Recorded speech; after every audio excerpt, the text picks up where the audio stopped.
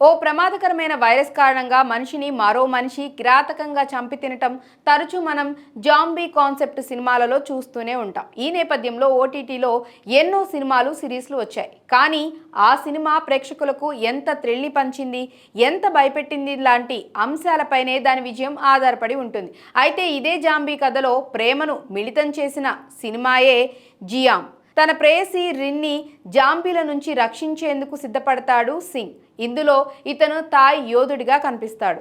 Rin వైద్యురాలుగా పనిచేస్తున్న ఆసుపత్రిలో అకస్మాత్తుగా జాంబీ వైరస్ వ్యాపిస్తుంది. దాంతో అక్కడ పరిస్థితులన్నీ గందరగోళంగా మారిపోతాయి.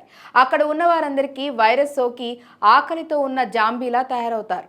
అలాంటి గుంపుతో సింగ్ తలపడుతూ రిన్ని వెతుకుతాడు. తన చుట్టూ ఉన్న అందరూ జాంబీలుగా మారిపోయాక రిన్ ఎలా ఉంది, ఆ జాంబీలతో ఫైట్స్ చేస్తూ సింగ్ రిన్ని కాపాడుకున్నాడా లేదా అనేదే ఈ సినిమా.